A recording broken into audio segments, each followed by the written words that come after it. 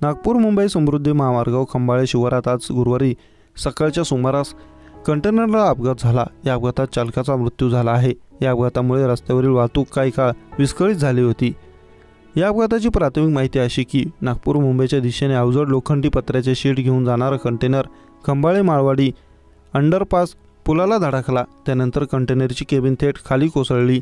या कंटेनरची केबिन थेट खाली कोसळल्यानंतर पाठोपाठ पत्र्याचे शीट देखील कोसळले।